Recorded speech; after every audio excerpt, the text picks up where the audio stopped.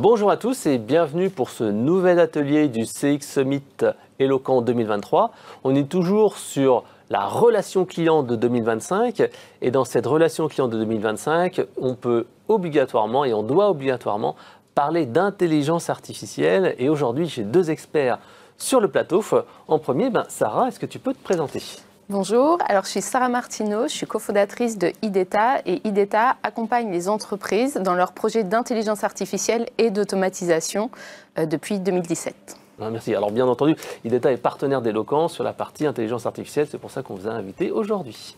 Alors, Flavien, je te laisse te présenter, puisqu'en fait on voit sur ton t-shirt qu'il y a une espèce de petit chat, c'est ça ? Oui, c'est un petit chat. Ouais. Et donc moi je suis Flavien Douetto, je suis un des deux cofondateurs d'Hublot. Et Hublot, c'est un logiciel de gestion locative à destination de professionnels de l'immobilier, aussi bien public que privé, qui propose en fait un outil fluide et beau, donc très UX. D'ailleurs, on peut le voir à l'écran.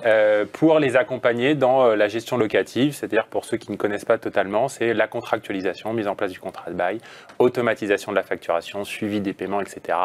Et ça inclut l'état des lieux et également le locataire qui est souvent pas pris en compte dans le parcours utilisateur dans l'immobilier. Ouais, c'est vrai que cette profession reste encore très traditionnelle, avec beaucoup de choses qui sont faites au téléphone, des échanges d'emails. Et là, en fait, vous apportez une fluidité, une rapidité qui va permettre de gagner du temps en fait, avec ces locataires. En fait. Oui, l'immobilier, c'est un secteur traditionnel, comme d'autres, la banque ou encore d'autres plus classiques encore. Et ce qui se passe souvent dans l'immobilier, c'est qu'on considérait que l'expertise était basée sur un côté un peu manuel.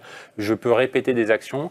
On s'aperçoit qu'aujourd'hui, non, en fait, si je veux être efficace, je dois justement automatiser des choses qui ne servent pas à grand-chose, pré-remplir des informations pour être au contact avec de plus en plus des enjeux aussi où je dois développer mon business. Donc, je dois avoir du temps à être pour aller trouver des nouveaux clients, pas à essayer de répondre à des questions qui me demandent où se trouve ma quittance ou comment je contacte un plombier. Voilà, et l'augmentation automatique des loyers, toutes ces choses-là, que normalement on essaye d'y penser, mais ça peut passer à l'as, et pourtant qui sont super importantes parce qu'il y a des délais obligatoires chaque année, etc. Oui, puis là, il y a contexte macroéconomique, l'inflation est de retour. Donc pendant très longtemps, un indice de revalorisation, c'est-à-dire fondamentalement quelque chose qui est lié à l'inflation, est-ce que je l'applique ? On s'en fout quand c'est entre 0 et 1%. Mais là, on est sur des enjeux où l'indice de revalorisation, c'est 5, 6, 7%. Là où auparavant je ne faisais pas attention, maintenant je dois faire attention avec la notification pour le locataire, le suivi du calcul et l'application automatique. Avec évidemment des petites blagues parfois dans le calcul pratique, puisque évidemment, qu'est-ce qui se passe quand l'indice n'est pas disponible ou autre. C'est là où on essaye d'amener cette expertise qui nécessite un logiciel qui complète assez souvent une première approche qui peut être sous Excel. Oui, parce qu'avec par exemple l'augmentation des charges, avec l'énergie, ça aussi, ça nécessite en fait d'avoir des trucs un peu plus précis et un meilleur suivi. Alors justement, on parle de suivi, d'automatisation, de simplicité, de fluidité. Vous, avec IDETA, vous avez mis en place ChatGPT pour automatiser une partie des actions sur le site web. Alors, vous allez nous montrer tout à l'heure un peu à quoi ça ressemble. D'ailleurs, on va pouvoir le voir tout de suite sur le site internet.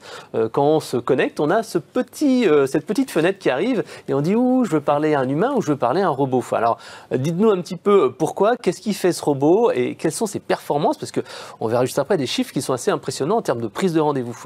Oui, en fait, un des enjeux qu'on avait assez rapidement, c'est qu'évidemment, quand on a lancé la société et le site internet, notre objectif du site internet, c'est d'obtenir de la conversion, c'est-à-dire d'avoir des leads qui prennent des rendez-vous. Ce qu'on constate, c'est qu'assez souvent, comment on incite quelqu'un à prendre rendez-vous, la problématique qu'il y a quand on est une start-up, c'est que parfois la personne ne connaît pas. Donc la personne a une phase de recherche et soit elle va aller naviguer dans les différentes pages, mais parfois elle veut une instantanéité. Et on s'est aperçu très rapidement qu'en fait, le fait d'avoir ce bouton de chatbot incite la personne à cliquer et qu'ensuite, en faisant un parcours, en ayant une réflexion, on peut permettre d'augmenter drastiquement les taux de conversion.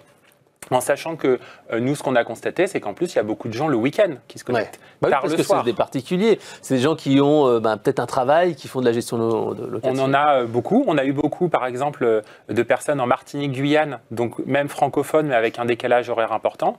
Et il n'y a pas forcément quelqu'un derrière. Et on s'est aperçu que justement, c'était un complément assez efficace, puisqu'aujourd'hui, avec ce qui est proposé dans l'IA générative, on arrive à avoir honnêtement des réponses assez bluffantes qui permettent de renforcer l'image. Une question assez classique qu'on a quand on est une startup, c'est qui l'a créé, qui y a derrière, quels sont vos cas d'usage, quels sont vos clients.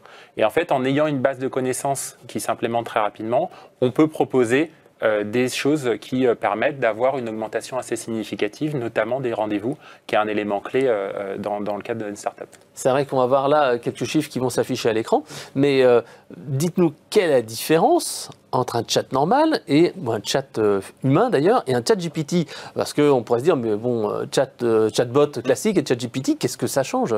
Alors déjà, il y a, je pense, une différenciation à faire entre le live chat, où ça sous-entend qu'il y a quelqu'un derrière. Donc c'est impossible, en tout cas à notre échelle, d'avoir quelqu'un le soir ou le week-end, en dehors de moi. Et ensuite, ce qu'on a constaté, c'est l'intelligence et la capacité de donner des informations beaucoup plus pertinentes. La grande difficulté qu'il y a, c'est comment trouver quelque chose qui ne fait pas juste que répondre, mais répond de manière un peu plus intelligente avec des choses que je lui aurais entre guillemets commandées ou organisées. Et ce qu'on voit la différence, c'est justement cette capacité qui a été donnée de pouvoir beaucoup mieux paramétrer le parcours, avec des choses où honnêtement l'effet est très bluffant. Et c'est vrai que nous, sur notre site internet, on a aujourd'hui, c'est un tiers à peu près de nos rendez-vous viennent de notre site internet. Du site web. Du site web, dont une grande partie du bot. En fait, on a évidemment fait un grand travail sur le SEO pour avoir un référencement naturel, mais on s'est aperçu que le chatbot nous avait permis de décupler le nombre de rendez-vous. Donc Hublot, c'est à peu près une vingtaine de salariés. En un an, on a généré 1800 rendez-vous. Oula, c'est énorme. On est 2 dans l'équipe commerciale, donc on a eu beaucoup de travail. On a parfois 5 à 10 rendez-vous par jour, donc c'est bien. Mais ce qu'on a constaté aussi, ce qui était très intéressant, c'est qu'on avait beaucoup plus de taux de prise de rendez-vous sur le chatbot que sur une page Concac un peu traditionnelle. Vous pouvez le voir sur notre site internet, vous avez un demander une démo qui peut aussi proposer, mais on l'a proposé aussi dans l'élément. Et surtout, si on complète, en dehors du fait d'être l'endroit le plus cliqué sur le site, on a à peu près 10% de nos visiteurs qui vont actionner le chatbot. Ça permet de générer des conversations actives. Sur le dernier mois, on est à plus de 400 conversations actives qui permettent d'alimenter. On voit que 400 actives en jour ouvré, ça en fait quand même un certain nombre de jours, et on considère qu'aujourd'hui, c'est quelque chose qui amène le plus d'éléments. Et en plus, ce qui est intéressant, c'est qu'on a commencé à avoir des fruits de notre travail SEO, donc on a de plus en plus de conversations, et on voit que là, on a un effet de scalabilité, c'est-à-dire que là, on constate qu'on est en capacité de générer de plus en plus de visites sans nécessairement avoir de plus d'êtres humains pour les quantifier. Justement, la question que tout le monde va se poser, c'est est-ce qu'il vaut mieux avoir un chat humain? Est-ce que le chat humain est remplacé par le chatbot, chatbot ou chat GPT? Et donc, est-ce que c'est plus rentable? Ça convertit plus ou moins? Qu'est-ce qui se passe en fait? Alors, sur cette thématique-là, j'ai aussi cette discussion souvent sur le principe de la multicanalité. Est-ce qu'un canal cannibalise un autre ou le remplace? En fait, non, il s'additionne assez souvent. Donc, je n'oppose pas forcément l'agent conversationnel en IA générative par un live chat. Je pense que chacun a un avantage par rapport à l'autre. Par contre, ce qu'on constate, c'est que de répéter la même chose, d'écrire des choses avec des fautes d'orthographe ou sur des premiers éléments où c'est des questions génériques, je ne vois pas l'intérêt de l'être humain. Ce qu'on voit, c'est que l'être humain a un intérêt très fort sur l'étape d'après, qui est la qualification des éléments. Et oui, on voit nous les limites. C'est-à-dire que parfois, sur des questions très techniques, sur des choses qu'on vient par exemple de mettre en place, qu'on n'a pas eu le temps de mettre à jour dans la base de connaissances, là, l'intervention humaine est importante. Mais pour l'instant, et on a toujours des gens qui nous contactent par la page contact du site, avec un mail un peu plus traditionnel. Mais en tout cas, on voit que je pense que ce canal s'adapte très bien avec aussi certaines typologies de personnes. Moi, je vois qu'il y a des gens qui veulent une instantanéité. Il y a des gens qui veulent une réponse tout de suite. Et ça traduit aussi pour eux une première impression de la marque. Et ça, c'est pour moi très important. C'est que, par exemple, si on se positionne comme un acteur novateur, si on se positionne comme quelqu'un étant dans la relation client, si en fait, je ne propose pas à mes interlocuteurs et futurs clients cette réactivité, il y a un effet un peu déceptif. Ouais. Alors justement, on parle là de ChatGPT, d'IA générative. Est-ce que vous pouvez donner un exemple de cette valeur ajoutée? Parce qu'on pourrait se dire, je mets une FAQ classique. Qu'est-ce que ça apporte en plus? Quels sont les 2-3 exemples qui montrent en fait la puissance de l'IA générative dans les réponses type sur le chatbot? Alors là où on a même été impressionné, pour être honnête sur les éléments, c'est qu'assez souvent, les clients, les prospects surtout, ont des questions un peu récurrentes. On a souvent des questions sur le positionnement concurrentiel. Ah oui? Comment vous comparez à tel acteur. Et là, on s'est aperçu qu'en ayant mis quelques éléments, l'IA pouvait compléter les réponses avec des arguments plutôt bien faits que, je pense, on aurait eu du mal avec un interlocuteur au support qui n'aurait pas cette connaissance du secteur. Donc on s'aperçoit que les réponses sont très efficaces pour rassurer quelqu'un sur donc les éléments de concurrence et sur les fonctionnalités. La manière dont il exprime des fonctionnalités donne beaucoup de contexte et ont un élément assez fort, je trouve. Donc on a constaté que sur des éléments concrets qui étaient des personnes qui posaient des questions sur comment vous positionnez, l'histoire de la boîte ou les fonctionnalités, on était beaucoup plus pertinent finalement avec une IA générative qu'avec un support client qui serait un peu traditionnel. Alors justement, comment vous faites pour nourrir ce chatbot d'IA générative? Est-ce que vous avez fait une page, par exemple, avec nous versus un syndic traditionnel, nous versus un autre acteur du secteur sur le web? Vous avez fait comment pour que ce chatbot puisse comprendre et donner des bons arguments? En fait, on a, entre guillemets, entraîné, mais plutôt donné des contextes. C'est-à-dire, à partir, justement, on avait donc, nous, en interne, on utilise un outil qui s'appelle Notion, qui est un Wikipédia interne, sur lequel on avait référencé les questions traditionnelles et les réponses qu'on voulait.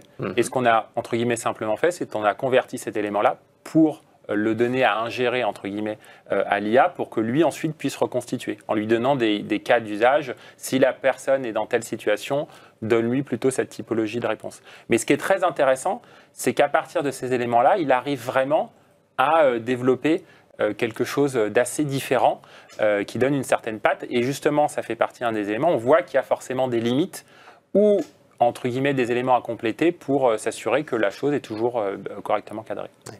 Alors, peut-être pour ceux qui ne connaissent pas encore le fonctionnement de l'IA générative, peut-être, Sarah, tu peux expliquer que finalement, c'est pas très compliqué de faire avaler des choses à ChatGPT. Alors, comment ça se passe pour lui dire ingère-moi ces documents sur les concurrents, sur des pages wiki de Notion? Est-ce que c'est compliqué à faire? Est-ce que c'est long? Alors, c'est pas compliqué à faire si on a les bons outils. Ça, c'est la première chose. Mais ce qu'il est possible de faire, en fait, il y a plusieurs possibilités. La première possibilité, c'est de lui donner juste du contexte. Donc, on va venir le briefer sur comment se comporter quand il a des réponses. Donc là, on va utiliser du contenu, etc. Si on veut aller plus loin, on peut venir en fait lui mettre des documents. Et donc là, on va lui faire ingérer nos documents internes. Donc par exemple, nos documents RH, nos documents de support client, nos documents la FAQ, des exemples de mails, comme vous le disiez. Exactement, les trames des conversations passées, de ce qui s'est dit sur un call center ou autre. Donc on va venir lui donner ces documents et lui faire un entraînement dessus. Et ce qui est important de savoir aussi, ou alors un site web. On peut lui donner aussi des URL pour qu'il apprenne sur ce site web. Et ce qui est important, c'est qu'on va aussi pouvoir lui donner les limites. Donc, on va pouvoir lui dire, tu as le droit d'utiliser que ces documents-là. Si c'est une question qui ne porte pas sur ce sujet ou s'il n'y a pas la réponse à l'intérieur, propose un rendez-vous. Et il va suivre les consignes et c'est là où c'est très pertinent parce qu'on a beaucoup d'entreprises qui ne veulent pas que l'IA aille plus loin. Ouais, il irait puiser dans des questions génériques et il irait raconter des choses. Exactement. Et donc là, on peut se servir uniquement de ces bases de documents et c'est tout et ça fonctionne plutôt bien. Ça évite le phénomène d'hallucination, comme on dit. Exactement. Et on peut faire d'ailleurs mettre une double IA. On peut mettre une autre IA qui va venir valider les réponses. Et ça permet d'être sûr à 100% qu'il ne va pas y avoir une dérive des réponses. Alors, est-ce qu'il y a quelques bonnes pratiques? Je crois que vous aviez parlé de la longueur des textes, de la mise en forme. Ça aussi, c'est important parce qu'on est sur une petite fenêtre, en fait, avec un chatbot. Est-ce que vous avez eu un effort particulier à faire? Ça se met automatiquement? Qu'est-ce que vous avez fait Il y a un effort à faire, oui, sur le paramétrage de la longueur. C'est-à-dire qu'en fait, la difficulté qu'on peut avoir, c'est notamment dans le cas où on est sur mobile, on ne veut pas qu'il y ait un texte trop long. Enfin, c'est même embêtant en termes de lecture. Donc, il y a un travail à faire, entre guillemets, du X, c'est-à-dire de paramétrage sur la longueur. Il y a un gros travail à faire sur le paramétrage même du ton qu'on souhaite donner sur les éléments. Et après, il y a un paramétrage aussi quand même en amont, comme ça reste un chatbot, de savoir est-ce que j'ai des étapes avant d'aller tout de suite sur l'IA générative, d'aller sur des étapes de classification, puisqu'il y a parfois des éléments qui permettent de réorienter plus directement que uniquement tout de suite d'être sur le conversationnel. C'est l'équilibre qu'il faut toujours trouver entre l'utilisation tout de suite du conversationnel et peut-être un parcours utilisateur, entre guillemets, clic-bouton au préalable. Alors, est-ce qu'il arrive souvent que les gens répondent au chat, enfin discutent avec le chatbot et ensuite se disent finalement je veux parler à un humain et avoir quelqu'un? Est-ce que c'est plutôt rare, c'est plutôt fréquent? Non, c'est plutôt fréquent. Donc, ils peuvent parler à un humain au travers de cliquer sur un bouton, donc cliquer une démo. Donc, on voit justement cet aspect où on s'aperçoit qu'à chaque fois qu'il y a une conversation active, ça découle, en tout cas à très grande majorité, sur un rendez-vous. Et oui, après, il y a des gens qui nous écrivent en disant je souhaiterais, soit il va préciser une question, sous-entendu il considère que la réponse n'était pas satisfaisante, soit il veut donner lui-même un peu plus de contexte. Ce qu'on constate, c'est que souvent, après les premières questions, la personne veut un échange humain et à ce moment-là donne vraiment sa situation beaucoup plus entre guillemets personnelle pour aller beaucoup plus loin. Ouais, parce qu'il se dit que le robot m'a donné une réponse un petit peu générique, un petit peu globale. Moi, par exemple, j'ai 3 appartements, j'ai ceci, j'ai cela.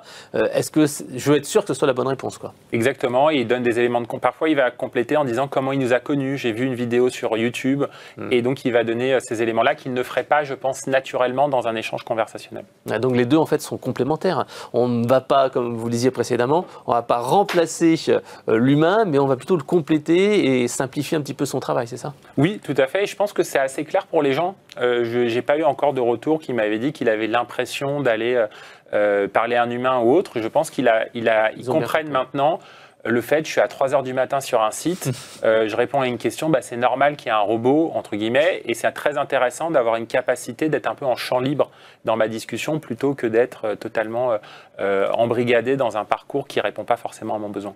Alors, au niveau des mises à jour, donc IDETA a une solution qui se met à jour très rapidement, très facilement, on l'a vu, c'est très plug and play. Vous mettez à jour tous les combien de temps votre chatbot ChatGPT? Alors, globalement, ce qu'on fait en termes de monitoring, chaque semaine, on va monitorer tous les indicateurs marketing, donc j'inclus le site internet, et on va regarder donc les métriques, c'est-à-dire qu'on va regarder un peu les parcours utilisateurs, et on va dire qu'on va mettre à jour plutôt tous les mois en termes de contenu, qui correspond aussi d'ailleurs à notre mise à jour, parce que nous aussi on est un éditeur logiciel SaaS, donc on a des mises à jour, ce qui veut dire que des informations qu'on avait mis auparavant, on doit les ajuster. Donc on va faire un ajustement qui va être basé sur soit ce qu'on constate en retour d'expérience de conversation, soit une mise à jour liée à l'utilisation de nos logiciels avec des précisions données. Alors pour finir sur ce chapitre-là, combien de temps ça vous prend pour mettre à jour? Parce que c'est assez facile, c'est un quart d'heure, une demi-heure, 1 heure? Ah non, oui, c'est dans l'ordre de minutes. C'est pas les plateformes et les logiciels SaaS modernes ont quand même une facilité d'usage très intéressant qui fait en sorte que l'utilisateur est autonome dans la réalisation de ces mises à jour. Alors, je parlais du chatbot. Oui, aussi, pareil. Alors, j'inclus les deux. Voilà. Mais non, au travers du chatbot, quelques minutes pour mettre à jour les différentes informations. D'accord. Alors là, on a vu un premier point qui est un petit peu le classique, le chatbot qui va répondre, qui va compléter l'agent. On peut aller plus loin avec ChatGPT et on va pouvoir faire de la rédaction. Et vous, en particulier, dans le domaine des annonces immobilières, vous avez mis en place ChatGPT grâce à IDETA qui permet de rédiger des annonces. Alors dites-moi un petit peu plus pourquoi et comment. En fait, ce qu'on s'est aperçu en utilisant pour nous sur le site internet l'IA générative, c'est qu'on s'aperçoit que c'est un élément qui est très intéressant dans la création de contenu. On voit que ça crée des choses propres, sans faute d'orthographe. Et ce qui est intéressant quand on a accompagné nos clients, c'est que dans l'immobilier, on s'est aperçu qu'il y avait des tâches qui étaient en vocation de publication externe, mais qui n'étaient pas automatisées. L'exemple flagrant, c'est les annonces immobilières. Donc tout le monde, souvent, va aller sur Se Loger, Le Bon Coin ou bien ici pour voir. Et ce qui est étonnant, c'est qu'on a l'impression que chaque annonce n'est pas vraiment formatée de la même manière et qu'il y a une certaine originalité, si on veut être poli, sur la rédaction. Et nous, ce qu'on a essayé de proposer à nos clients, c'est de dire, en fait, vous mettez dans le logiciel vos données patrimoine, qui incluent la localisation, les commodités, les écoles pas loin, les images, combien il y a de pièces, les informations de maîtrise. En fait, c'est des informations qu'on peut retranscrire et vous pouvez très bien définir un ton qui vous permette de convertir ça en une annonce qui est assez bien formatée. Parce qu'en fait, les gens, ils posent à peu près toujours les mêmes questions, mais avec une donnée qui est liée et qui est automatiquement mise à jour, entre guillemets. Et ça, c'est quelque chose qui permet de gagner du temps, mais surtout d'être, entre guillemets, un peu plus professionnel avec quelque chose qui est relativement cadré. Et surtout, c'est quelque chose où je crois beaucoup, où il y a une lisibilité à gagner. C'est-à-dire qu'une annonce avec une belle photo et bien rédigée, en fait, ça convertit un peu mieux. Alors, je sais que dans des zones tendues comme Paris, on se dit, c'est pas très grave. Je pense que quand même, quelqu'un qui met pas une belle photo ou un bon texte, en fait, il va pas forcément même avoir les bons candidats qu'il souhaiterait en termes de locataires. Oui, parce que par exemple, si on s'adresse à des gens qui ont des enfants, dire, tiens, c'est près de l'école, machin, qui est placé dans telle zone, etc. Finalement, on n'y pense pas si on a des enfants qui sont grands, mais si on a des enfants qui sont petits, ça, c'est un sujet clé. Et on l'a vu aussi sur une typologie de clientèle qui sont les institutionnels. Les institutionnels, donc ça va être souvent des assureurs, des banques ou des fonds d'investissement, ont une capacité assez intéressante, c'est que souvent ils ont un parc qui est très bien entretenu. C'est-à-dire qu'ils vont faire des efforts d'investissement. Et étonnamment, alors qu'ils pourraient mettre en avant toutes les commodités présentes dans les espaces collectifs ou autres, c'était très peu mis en avant dans les annonces. C'est vrai également pour les promotions neuves où on propose des barbecues, des choses là-dessus, des espaces de coworking.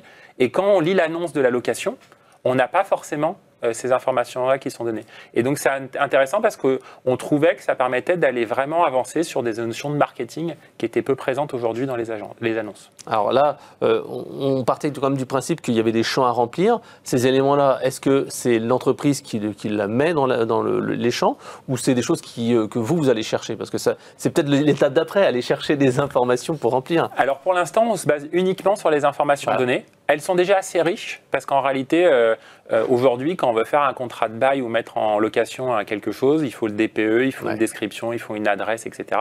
Mais vous avez raison que là, au début, on est aujourd'hui sur ce qui est donné dans le logiciel. Si on se projette un peu, la capacité de connexion à des bases externes, d'autres bases internes et encore plus, entre guillemets, Internet au sens large, peut donner des ouvertures assez intéressantes, surtout que dans ce qu'on va appeler les zones géographiques, il y a de l'open data qui a été mis en place par le gouvernement qui est assez bluffante. Aujourd'hui, quasiment toutes les informations publiques sont disponibles, que ce soit de la crèche du coin à quelles sont les zones de transport, quels sont les travaux à envisager. Ça pourrait très bien enrichir l'annonce, en effet. Ouais. Alors là, on a vu à l'écran un exemple d'annonce qui est comme avec un joli look, on voit la localisation et tout ça. Alors, si maintenant on s'adresse à quelque chose d'un petit peu plus concret, et là on parlera de l'aspect reporting. Parce que c'est vrai que lorsqu'on a un certain nombre de logements en location, eh ben, on aime bien savoir un petit peu combien c'est rentable, est-ce qu'il y a des gens qui nous doivent de l'argent, parce que je pense que vous avez beaucoup de multipropriétaires dans vos clients. Alors, qu'est-ce que vous avez fait au niveau de l'IA générative avec l'aide d'Ideta?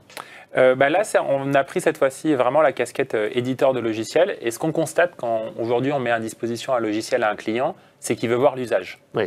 Et il veut sentir qu'est-ce que ça amène, comment il peut mieux suivre son activité. Et ce qui est compliqué au départ, c'est que, même pour nous en tant qu'éditeur, c'est pas évident de savoir quelle est la métrique que la personne veut regarder. Surtout si j'ai un profil, je vais regarder d'autres métriques que d'autres. Ce qu'on a mis en place avec l'IA générative, c'est de se dire qu'au final, on peut mettre à disposition de n'importe quel utilisateur une capacité à la volée de créer des informations qui vont lui être pertinentes. Donc comment ça marche juste concrètement? La personne tape sa question. Sa question est transformée en requête. Donc souvent, c'est une requête SQL qui est le langage qui est utilisé souvent pour interroger une base de données. Et cette donnée va être ensuite transformée en graphique et en information. Et ça, c'est assez intéressant puisqu'en fait, ça permet donc à la personne de tout de suite avoir une réponse à un élément qui se pose la question. Pour nous, ça nous permet de voir les requêtes les plus fréquentes et donc de voir vraiment ce qui semblerait intéressant.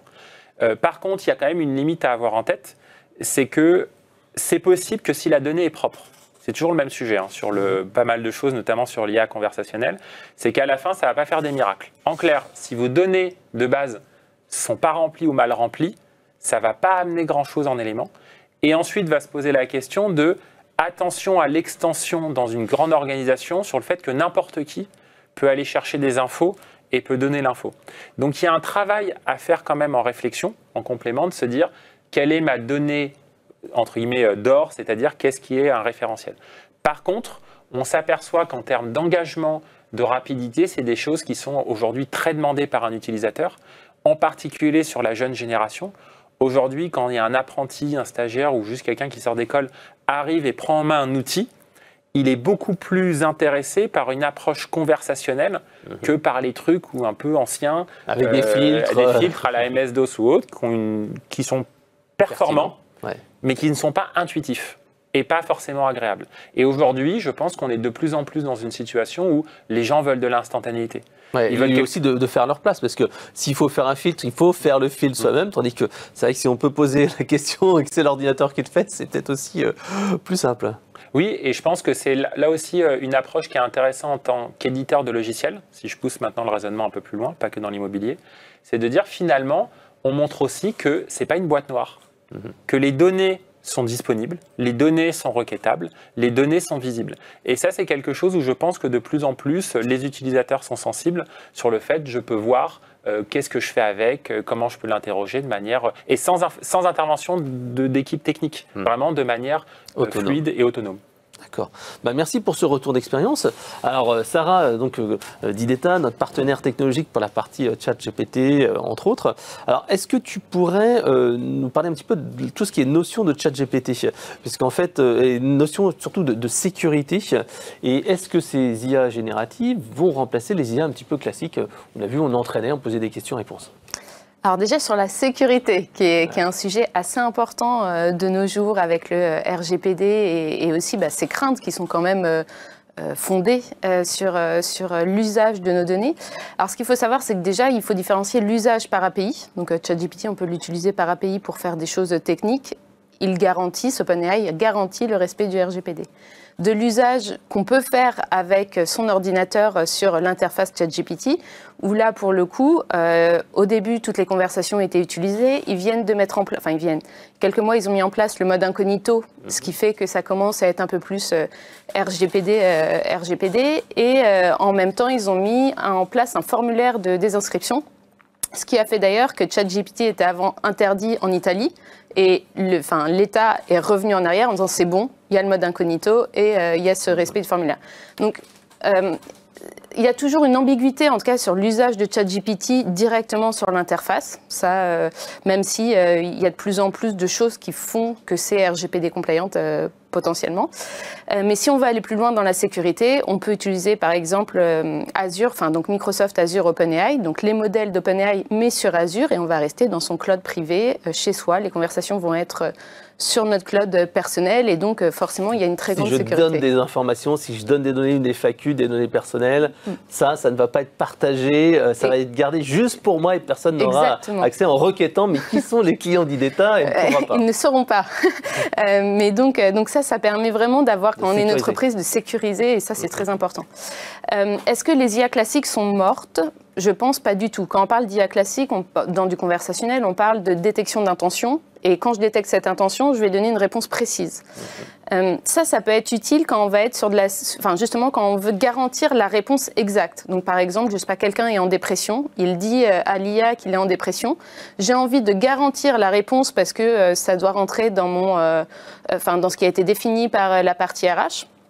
Je vais pouvoir mêler de l'IA classique et de l'IA générative en fonction du cas d'usage. Et ça, c'est assez important de l'avoir en tête.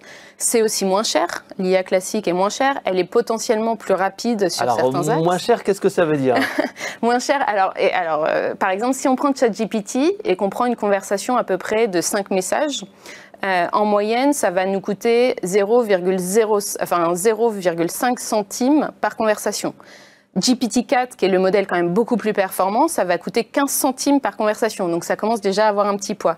Mais ils ont sorti un tout nouveau modèle, miraculeux, qui là fait que la conversation, elle descend à 0,15 centimes, c'est GPT-4 Turbo. Donc là, ça devient beaucoup plus viable pour une entreprise d'utiliser ces modèles-là, même à grande échelle. Mais donc ça reste quand même cher. Là où en fait, avec des IA classiques, ça va être très peu cher. Donc c'est pour ça que c'est bien de les combiner, que c'est bien de savoir que ça règle un vrai cas d'usage et que c'est pas du gadget. Voilà. Donc je pense que les IA classiques ne sont pas mortes. Ça répond à une question de rapidité, à une question de coût. Mais les IA génératives offrent de nombreuses fonctionnalités bien plus incroyables. Alors justement, on parle beaucoup de ChatGPT, c'est ce que vous choisissez en priorité parce qu'on l'a dit, c'est sécurisé avec Azure OpenAI, c'est performant, ça évolue extrêmement vite. Alors quelles sont les quelques alternatives, quels sont les noms? On a parlé de Bard tout à l'heure, quels sont les autres outils qu'on pourrait mentionner? Ouais. Alors en tant que Français, on est un peu malchanceux. C'est-à-dire qu'il y a beaucoup de choses qu'on va pouvoir utiliser, mais de manière un peu... par exemple, si on veut utiliser Bard Palm 2, il va falloir demander à Google, donc Bard c'est Google, le modèle derrière Bard qui est l'équivalent de ChatGPT de Google, c'est Palm 2. Palm 2 en fait va falloir faire une requête à Google et en plus il va falloir être américain ou se faire passer pour américain avec un VPN et être sur des serveurs américains. Donc en fait nous quand on le teste chez Ideta, c'est par le biais de serveurs américains. Donc on ne peut pas le proposer à des entreprises françaises par exemple. Donc ça c'est assez contraignant. On peut parler de Llama, Llama 2 de Facebook qui là est open source et vraiment très bien quand on va être sur des problématiques de on-premise, sécurité de la donnée. Par contre, ça va coûter très cher à mettre en place parce que ça demande beaucoup de DevOps. parce qu'il va falloir, et de GPU, donc il va falloir avoir des gros serveurs. Alors pour les profanes, DevOps et GPU, c'est des puissances processeurs. Exactement. Et DevOps, c'est l'installation sur les serveurs et de la maintenance. Oui. Donc on veut dire que c'est pas comme Azure OpenAI où ça s'ouvre assez facilement. Oui, exactement. Donc ça va coûter très très cher à mettre en place. Donc il faut vraiment que ça réponde à une problématique. Et après, si on veut aller un peu plus vite, on peut utiliser par exemple Hugging Face qui va proposer du Llama de manière un peu plus packagée. Et donc ça va permettre d'aller plus vite, mais ça restera plus cher à mettre en place que du OpenAI. Ou il y a Claude aussi, on peut en parler. Et alors Claude, c'est pareil. Claude, à l'heure actuelle, on pouvait le tester. Donc c'est ChatGPT, mais version Anthropic qui est financée en partie par Google et maintenant AWS. Claude, maintenant, en tant que Français, on ne peut même plus l'utiliser. Même avec un VPN, il demande un numéro de téléphone américain. Donc c'est vrai qu'il y a des, à l'heure actuelle, en tant que Français, il n'y a plus beaucoup de choix. Il n'y a plus beaucoup de choix, mais de toute façon, au niveau performance, pour l'instant, GPT-4 est un des meilleurs. Enfin, faut en être. Enfin, les innovations sont ultra rapides, la génération d'images, le fait de pouvoir analyser des documents. Enfin, c'est le top de la technologie. Pour l'instant, en tout cas. Par contre, vous, bien sûr, vous êtes agnostique en termes de technologie et vous adaptez totalement à ce que propose le client et vous avez votre propre IA classique interne. Exactement. Nous, on a toujours fait le choix d'être multicanal et multi-IA pour répondre aux problématiques de nos clients et donc c'est assez transparent pour nos clients. Alors justement, quels sont tes conseils pour mettre en place un projet d'IA générative? Alors je parle de projet parce que c'est un peu ce qu'on a l'habitude, ou en tout cas un outil, parce qu'on ne va pas forcément passer dans un gros mode projet comme on avait le cas auparavant avec un chatbot un petit peu classique ou un callbot un peu classique. Alors c'est vrai que si on passe par de l'IA générative, la mise en place va être beaucoup plus rapide parce qu'en fait on va justement prendre tous les documents internes, prendre des URL et faire un entraînement de cette manière-là. Donc ça va être, donc on gagne énormément en temps. Par contre, il faut faire du coup très attention aux données qu'on donne. On a un client dans l'éducation qui est revenu vers nous en disant non mais la réponse fournie par le chatbot est fausse. Et là on dit c'est le chatbot qui a fait l'erreur. Là l'IA n'a pas fonctionné et donc on a regardé un petit peu avec eux et au final en regardant sur leur site internet, l'IA avait juste utilisé une donnée qui était dans son apprentissage via le site internet et en fait la donnée était donc fausse et il resserre cette donnée. Donc ça c'est quelque chose par contre à faire très attention, c'est que la donnée initiale est très importante. Là où dans un projet plus classique, on recréait les données vu qu'on créait les intentions et les réponses. C'était à jour parce qu'on venait de le faire. Exactement. Donc là, il y a cette notion de données qui doit être très propre. Il y a cette notion où moi, comme ce que fait Hublot, mais il faut demander la satisfaction au client et s'il n'est pas satisfait, faire un passage à l'humain. Et ça, c'est très important. Et c'est pour ça que dans les détails, il y a une partie live chat et on peut aussi connecter son propre live chat quand on travaille avec d'autres entreprises. Mais ça, c'est assez important parce qu'en fait, si on veut satisfaire à 100% son client, il faut pouvoir avoir une transition vers l'humain et ça, c'est vraiment important. Donc, c'est plutôt, mes retours, c'est vraiment la donnée et la satisfaction. Et le troisième point, est-ce qu'il ne faut pas mixer, comme on l'a dit tout à l'heure, les IA classiques et génératives pour éviter ces hallucinations, pour border un peu les réponses ou sécuriser les réponses? Alors, ça va toujours dépendre en fait de son cas d'usage. Si on est sur un cas d'usage très marketing, pas forcément. Enfin, il va être en capacité. Si on est sur un cas d'usage où on va venir traiter des problématiques qui peuvent être très stratégiques, c'est vrai que c'est important de se dire, sur telle question, j'ai envie d'avoir telle réponse et telle réponse précisément. Et donc là, on peut venir faire à la fois de la détection d'intention avec des IA classiques et à la fois de l'IA générative. Et c'est vrai que c'est un très bon combo et ça réduit aussi les coûts, forcément, de pouvoir faire les deux. Alors comment ça se passe? Parce que le client, lui, il a juste un seul chatbot en face de lui. Est-ce qu'il s'en rend compte que c'est une IA classique ou c'est ChatGPT qui répond? Alors, nous, on a aussi la capacité de mettre des bulles de délai. Donc, en fait, certains de nos clients veulent que ce soit que ça fasse très humain. Et donc, eux vont mettre des bulles de délai pour voir que la personne écrit. Exactement. Donc, il y a moyen quand même de simuler très fortement le fait que c'est un humain. C'est pas forcément ce que je recommande parce que de toute façon, les gens qui utilisent un chatbot, ce qu'ils veulent, c'est de l'instantanéité, de la rapidité. Et donc, au final, je pense que la question n'est pas est-ce que c'est un humain ou pas, c'est est-ce que j'ai ma réponse. S'il a sa réponse, il sera satisfait. S'il n'a pas sa réponse, il ne sera pas satisfait, que ce soit un humain comme un robot. D'accord. Alors, on a parlé un petit peu de la gestion de projet. Alors, comment ça se passe? Parce que tu as dit que c'était comme 30 fois plus rapide ou X fois plus rapide de faire un chatbot avec ChatGPT. Comment ça se passe de manière concrète, une gestion de projet classique de chatbot en IA générative, et combien de temps ça dure? Alors, ce qui va prendre un peu de temps, mais qui est surtout du côté de l'entreprise, ça va être par exemple le design. Il va falloir, alors, surtout si on est sur un canal web, il va falloir designer la pop-up, choisir les codes couleurs, etc. Mais ce n'est pas la partie désagréable. Mais en tout cas, ça peut prendre un peu de temps. Et après, il va y avoir de réunir tous ces documents et de vérifier la validité de ces documents. Et donc ça, c'est vrai que ça peut être un peu plus lent. Mais une fois qu'on a ça, on les ingère dans l'IA, on fait un entraînement et donc très rapidement, on a son chatbot. Là où avec une IA classique, il va falloir détailler toutes les questions-réponses pour chaque cas, mettre des phrases d'exemple pour chaque cas. Et c'est là où, même avec de l'IA classique, l'IA générative peut être très performante, c'est qu'on peut demander à l'IA générative, génère-moi des phrases d'exemple, génère-moi la réponse. Et l'humain va venir valider la réponse. Donc vraiment, combiner les deux, on gagne du temps. Donc combiner les deux, c'est très bien. Mais un projet qui est 100% IA générative, il peut être fait en 15 jours. Là où un projet IA classique va prendre au moins 2 mois. Et il va falloir continuer d'entraîner le chatbot dans le temps. Alors, il y a une question qui va sans doute arriver dans le chat, c'est pour ça que je l'anticipe, le chat live, là.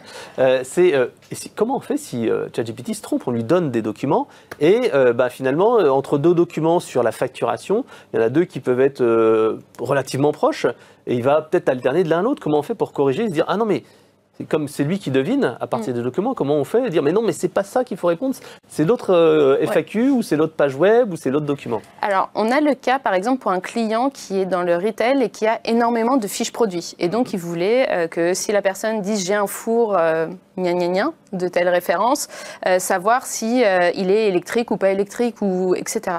Et donc, en fait, s'il va chercher l'information directement dans les documents, il va avoir cette information-là sur chaque fiche produit. Donc, nous, ce qu'on a mis en place, et tout ça, en fait, c'est des projets sur mesure. Donc, en fait, on va pouvoir faire des arborescences un peu spécifiques. Mais là, ce qu'on a mis en place, c'est qu'en fait, il va d'abord chercher la fiche client, enfin la fiche produit en l'occurrence, et ensuite, il va lire à l'intérieur de cette fiche produit. Et là, on peut tout à fait faire ça, en fait.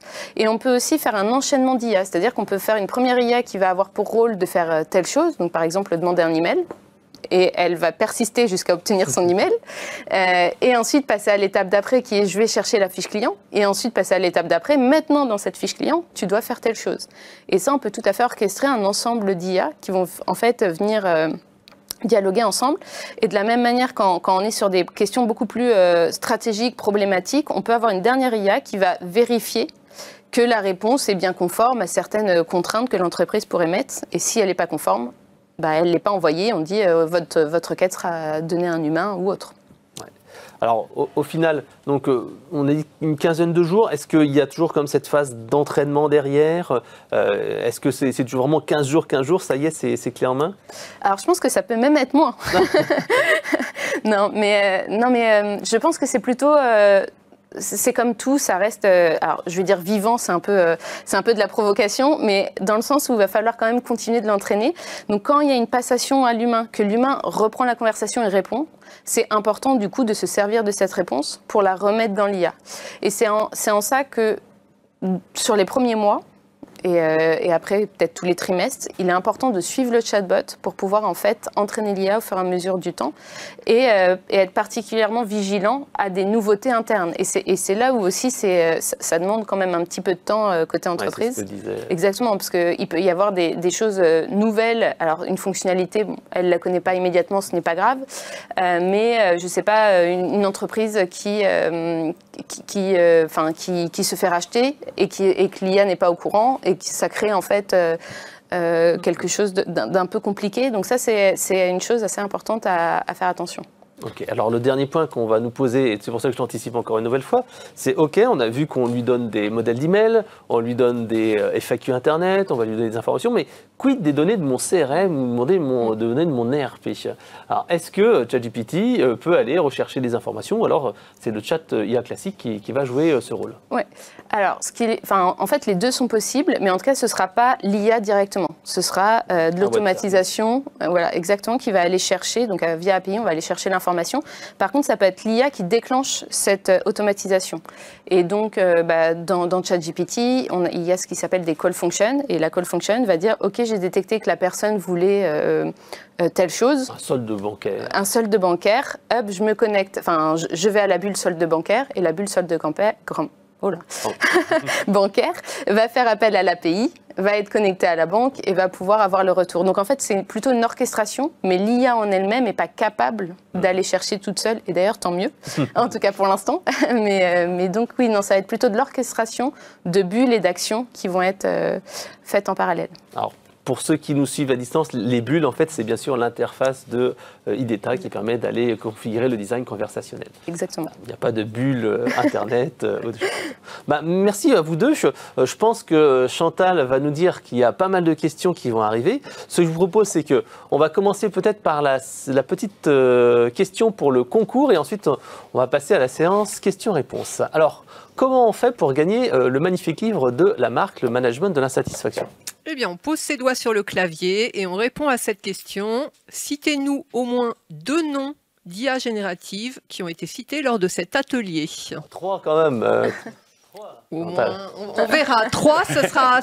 Si on a qui peuvent en donner 3, ils passent en premier. Je l'ai dit, on a déjà un, donc c'est pas très compliqué. Allez, 2 ou 3 3, allez Chantal, on va faire quelque chose un peu dur. Alors c'est parti. Allez, 3. Alors, on va peut-être passer à la session de questions-réponses. Alors il y a Céline qui demande comment alimenter ChatGPT de manière pertinente pour générer des réponses clients pertinentes, sans pour autant donner à ChatGPT des infos stratégiques qui passeront d'une certaine manière en open source. Alors, si on est une entreprise et qu'on utilise Microsoft, je recommande d'utiliser du coup directement l'API de Microsoft, Azure OpenAI. Exactement. Et donc là, toutes les données qu'on va donner resteront dans son cloud, dans le cloud d'entreprise. Et donc ça, c'est vraiment important de faire ça. Ensuite, si c'est un usage par contre de ChatGPT via l'interface, là, c'est important d'aller dans ses paramètres et d'aller cocher l'option pour ne pas conserver l'historique des conversations.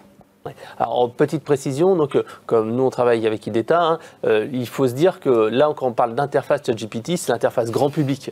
Dans le chatbot, bien sûr, on utilisera Azure OpenAI pour que les données soient totalement privatisées. Donc, il faut vraiment distinguer l'usage vraiment du chatbot et l'usage personnel de mon entreprise. Et là, c'est cette fameuse case à cocher. Mais dans le cas en fait, d'un chatbot IDETA, il n'y a pas de partage des données avec tout le monde. Question suivante, donc je pense que ça va être pour Hublot Imo. Quel pourcentage représente les interactions gérées par l'IA chez vous?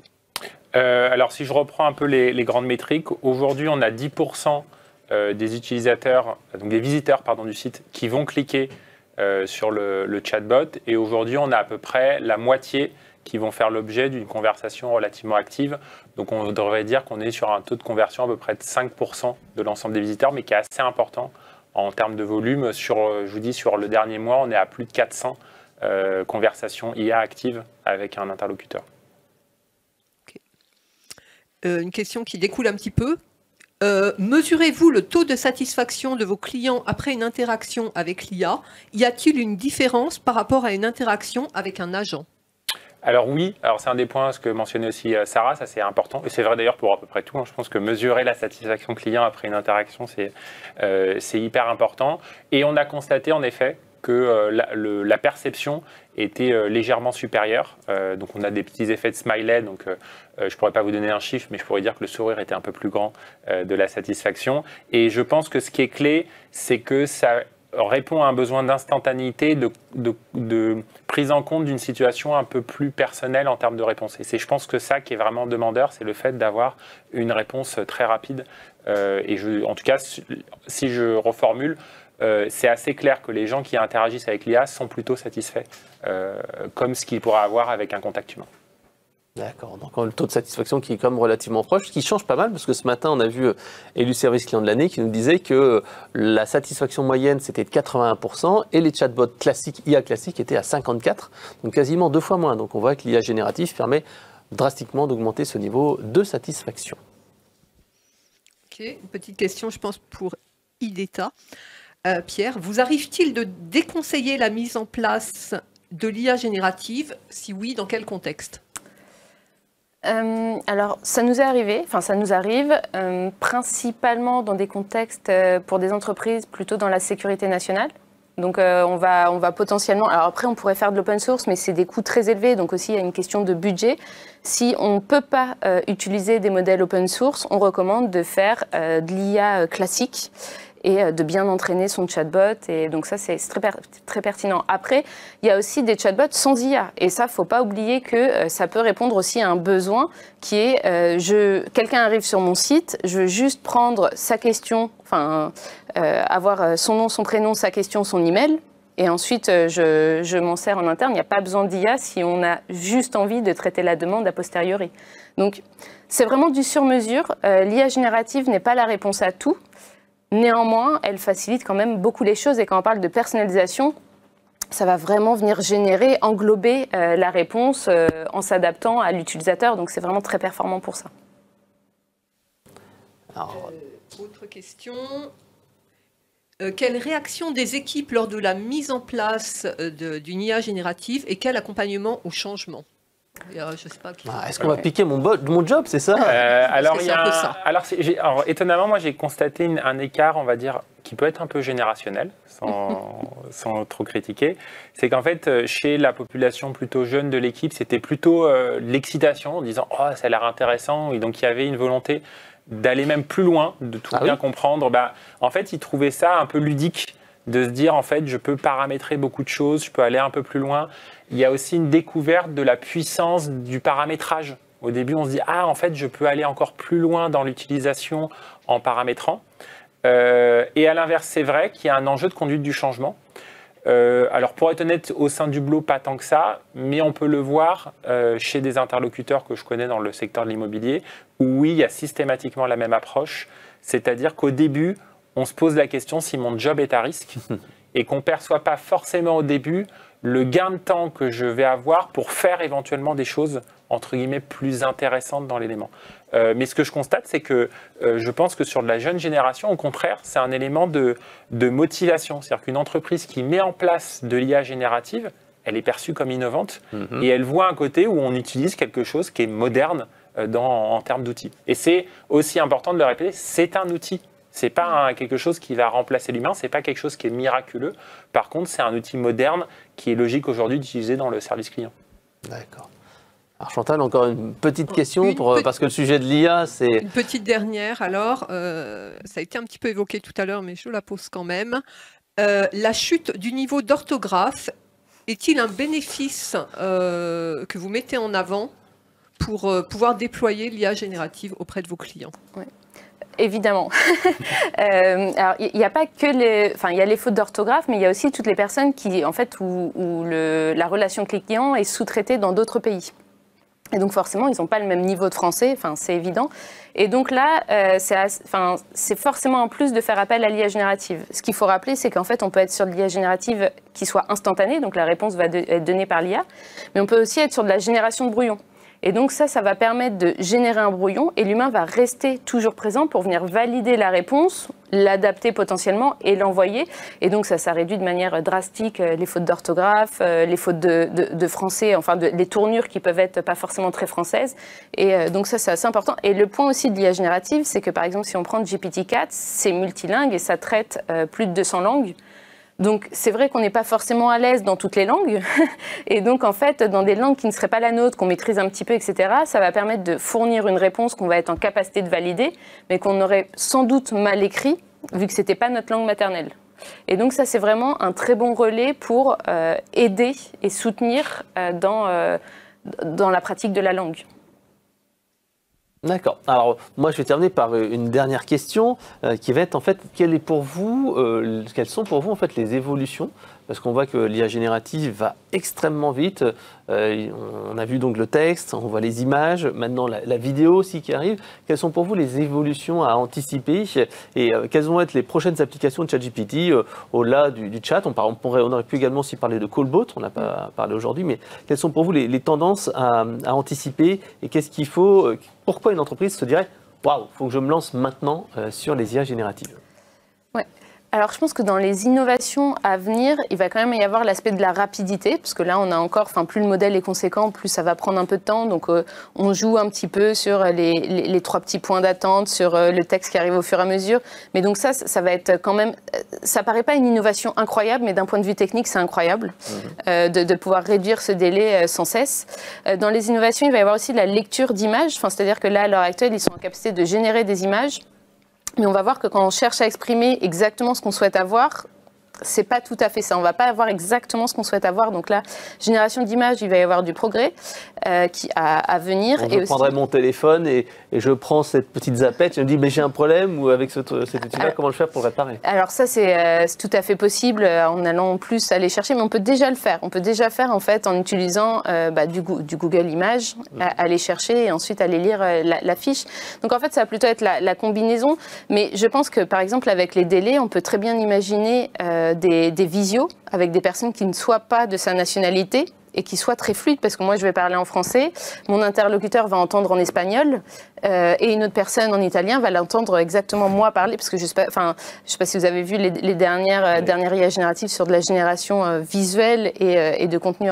Il y a encore une latence importante, mais dans très peu de temps, on va avoir très peu de latence et on pourra le faire en temps réel et échanger avec des interlocuteurs qui ne sont pas de notre langue. Et ça me semble incroyable dans le sens où ça va permettre... Plus besoin d'apprendre l'anglais, l'espagnol, l'allemand. Ni l'orthographe, on en parlait. Non, mais ce que je veux dire, c'est que c'est jamais une perte. Je ne sais pas si vous regardez de temps en temps les vidéos de Lina, où en fait, on voit dans le passé, quand on parlait à des gens, savez-vous ce que c'est qu'un riolet ou etc., et qui ne connaissaient pas, parce qu'il n'y avait pas encore Internet, il n'y avait pas encore... Là, au final, chaque innovation permet de connaître aussi des nouvelles choses. Donc forcément, on perd, parce que notre cerveau est limité, on perd des choses, mais en même temps, on en gagne. Et donc, le temps qu'on va avoir en moins à apprendre l'anglais et l'espagnol, on va le développer à mieux comprendre les Espagnols, à mieux comprendre les Anglais, et j'espère à éviter des guerres. Et côté Blo, quelles sont les évolutions à venir? Côté IA générative, par exemple, vous avez des perspectives? Oui, il y en a beaucoup. Dans l'immobilier, il y a un enjeu aujourd'hui sur les états des lieux et de manière générale, ce qu'on peut qualifier de la maintenance prédictive. C'est un peu ce que tu as décrit, c'est-à-dire que je prends en photo un élément. Est-ce que je peux en tirer des informations complémentaires? Donc, il y a des choses qui existent déjà sur de la labellisation. Donc aujourd'hui, c'est possible de faire un état des lieux qui dit il y a une chaise, il y a une table, etc. Mais si on veut aller un peu plus loin, c'est-à-dire à partir d'une image, comment je peux anticiper des travaux à réaliser. Donc il y a beaucoup de choses sur les éléments d'image. Oui, la peinture, le sol, etc. Et après, il y a de manière générale tous les travaux qu'on peut faire toujours sur cet aspect conversationnel, sur des interrogations, sur des éléments de toujours, est-ce que tu peux me sortir l'ensemble de mon patrimoine qui est en DPEE et anticiper si je fais tel travaux. Donc il y a des choses encore à travailler en lien avec la donnée pour avoir une projection pour l'utilisateur. Ok. Alors, qui était le gagnant ou la gagnante du livre Cet atelier?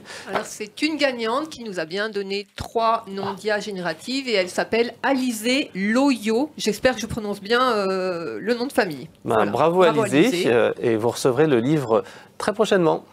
Merci à nos 2 invités pour cet atelier passionnant sur l'IA générative. Pour l'instant, on n'est pas des clones ni des hologrammes. On est encore tous en live et on parle tous français. Peut-être que dans un an, on sera à distance et on pourra parler en diffusion, en multidiplex, en anglais, en allemand, grâce à l'IA générative. Donc merci à tous. On se retrouve dans 5 minutes environ pour un atelier, cette fois, dédié à quelque chose qui est essentiel, c'est l'éco-responsabilité. Et là, en fait, on va voir justement comment intégrer dans sa démarche RSE et la placer dans sa relation client. Et pour cela, on va avoir le plaisir d'accueillir Greenly, qui fait des bilans carbone, on aura bien sûr l'Académie du service, et ainsi Eloquent, qui vous présentera en pratique comment on met en place justement la RSE dans sa relation client. Donc à tout de suite, rendez-vous dans 5 minutes, et merci encore à tous les 2. Merci beaucoup. Merci.